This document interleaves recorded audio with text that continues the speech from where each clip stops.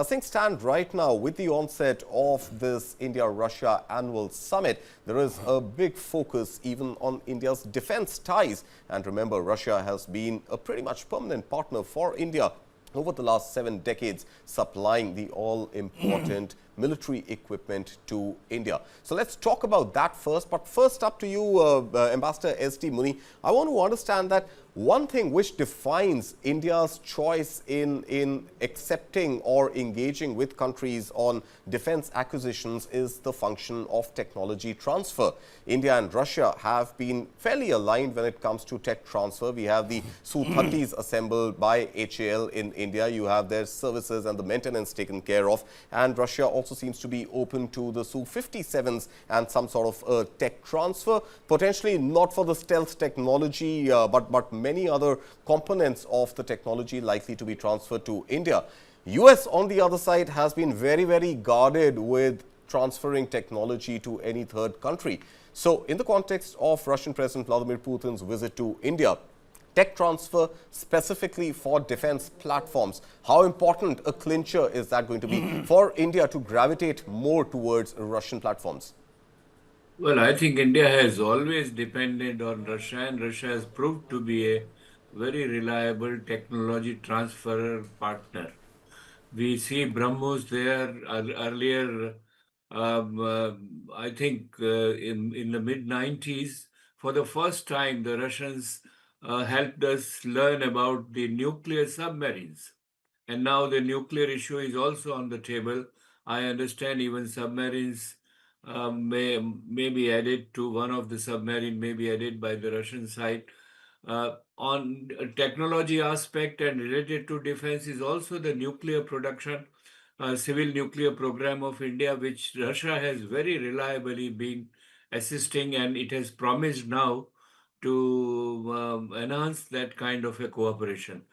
So what India is looking for is, in terms of its Atmanirbharta, is defense technology which India itself can start producing, as we have done BrahMos. And all over Asia, there is a great demand for the BrahMos which are going on. And in Operation Sindoor, I think it was demonstrated that the Russians supplied S-400 as well as BrahMos worked very, very well. So they have a great reputation in whole of Indo-Pacific, if I would say. And if Russia helps us further in this respect of joint production, in respect of full technology transfer with the permission to produce it in India, I think that would be a step ahead of what it is. The Su-57 is also we are looking forward to, but we were also looking to S-500, which is, I think, still there is in progress on the Russian side, and probably that negotiations will have to take some more time to be clinched. Let's get in General Kocher here. General Kocher, like Ambassador Mani was saying, that the S-400s were pretty much, an asset and potentially a hero during Op Sindoor. More squadrons, at least 5 more squadrons of S-400s is what India's ask seems to be at the moment, and negotiations on the far more advanced S-500s. In addition to that, a nuclear-powered submarine. There's a $2 billion deal on the table. Potentially Su-57s. This comes on the back of HAL already, signing an MOU with a Russian manufacturer to make the SJ-100, which is, of course, a passenger single-aisle jet. So all of this sort of moving towards the territory of defense partnerships likely to get sealed and likely to get further strengthened. Now, I want to understand specifically on the S-400s and the S-500s, how important is it for India to get the technology transfer to be able to make those in India as part of this deal? Thank you, Kartik. I think Ambassador Muni has made some valid points. To talk about S-400 and S-500, let's look at the capability gaps as of now. Because based on the capability gaps, I think the acquisitions will make sense. Two major capability gaps our air defense systems are having today. One is anti-hypersonic capability. If there is a ballistic missile in excess of 5 Mach speed, it will be difficult to intercept with S-400s. And the second is the an anti-stealth capability, which possibly China is giving its latest fighter aircrafts to Pakistan, which are 4.5 generation stealth aircraft. So uh, the S-500 comes into the picture straight away, because S-500 has a near space capability. As we heard CDS Anil Chauhan also telling us the future warfare is going to be fought in space. And I've got you absolutely no doubts that we have to look at the future right now, because uh, we will be able to intercept their cruise missiles and their medium range ballistic missiles, but the ICMs like the DF-26 of the Chinese uh, would be a different ball game. So I think S-500 would play a role because interceptors have It a gives you another capability 100 kilometers of range, so a little yeah, better reaction time. yeah, and also the radar component of S-400 is very, very advanced. It can detect targets thousands of kilometers away Right. as soon as they come from the exosphere into the atmosphere. So I think it's a large capability, and I'm quite sure at least two squadrons are going to be contracted. And Okay. on the S-400 aspects, as you mentioned, five squadrons, but two squadrons are still to come. Right. And one squadron is equal to two batteries. Right. So at any and each battery has got 4 tubes. So we would want a capability of, say, 16 missiles to be launched at a time. We need more of launchers, more of squadrons. So I think that backlog, Russians have assured us that those two pending squadrons will be there with us by 2026. Right. But we would also want this additional five squadrons in time frame of next 2 to 3 years. Not beyond that, because if you look at the threat perception on the northern and the western borders, there is a large area to be covered, and these five squadrons will not be able to cover the entirety. And as Prime Minister has mentioned, Sudarshan Chakra, we are looking at 2035. Our Kusha project is also on, and the M1 launches of the Kusha project are going to be test fired next year, and then subsequently the M2 and M3.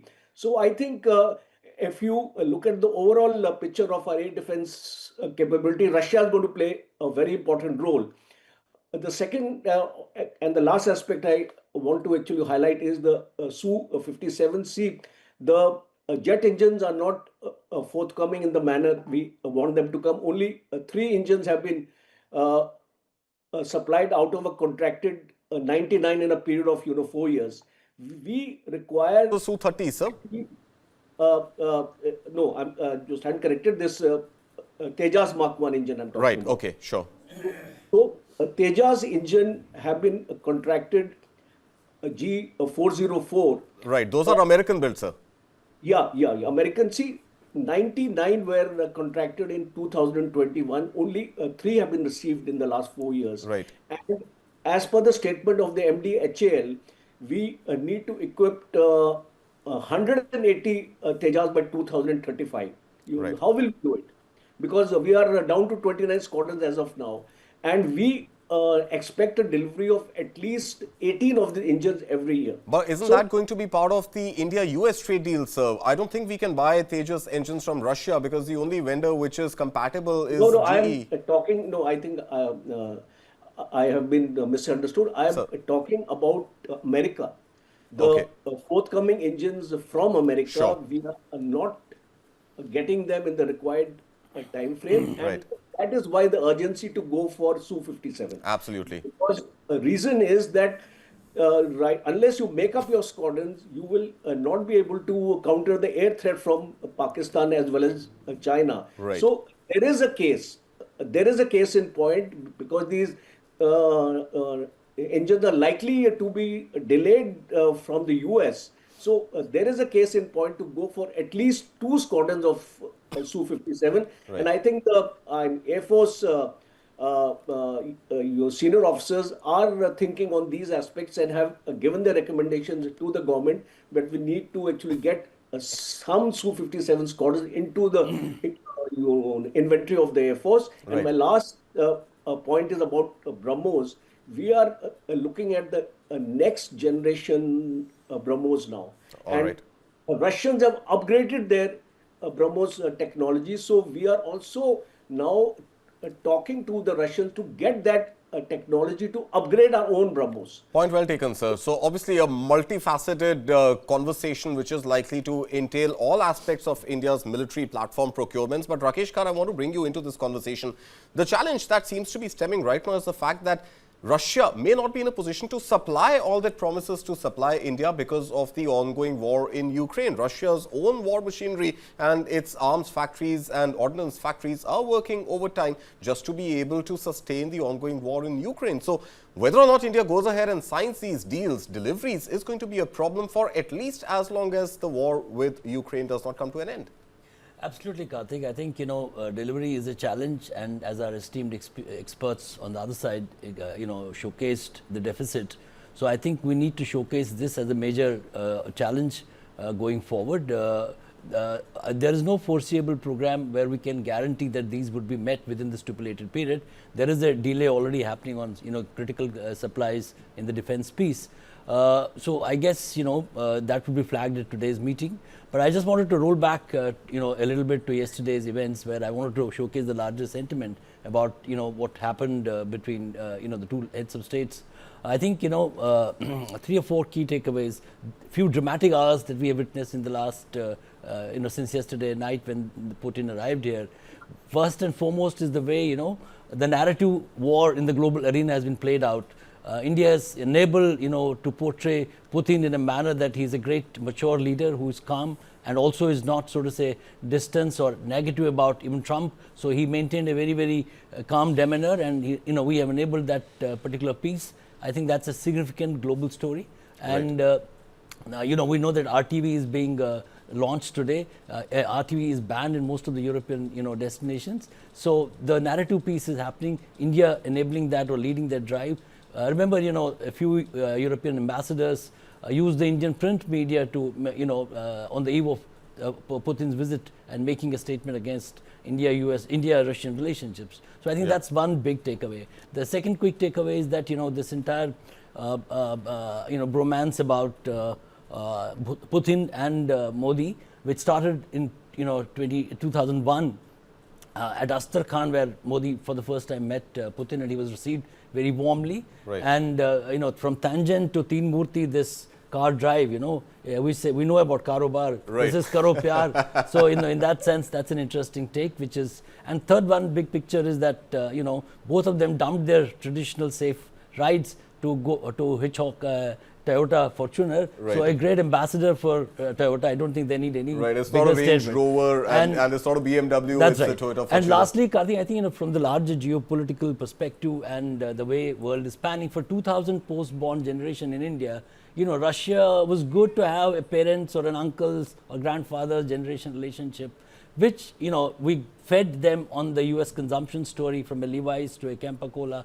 All that with these images. The Golden Arches, the McDonald's. McDonald's, yes, I know. So with these images playing out, I guess there's going to be a pivotal shift. More so, Kartik, because, India pivoted to US in the last 20 years. Now US is pivoting, so to say, away from India. In that sense, these discussions and the big day today and the private dinner yesterday holds a lot of promise. Of course, there are challenges which I'll come to a little later, including the defense piece and also, bilateral relationships between China and Russia, India and China, and the big piece about RIC, and then, I understand France, Macron is visiting Russia. China is to invite them to become a member of G7. That's right. And where Russia has been knocked off of G8, and Putin made no bones about coming back to G8. Absolutely. Well, of course, a lot to discuss, but to narrow focus right now again on the defense deals on the table. Srinath, I want to first bring your perspective in before I bring back Ambassador Muni and then, of course, General Kochhar one more time.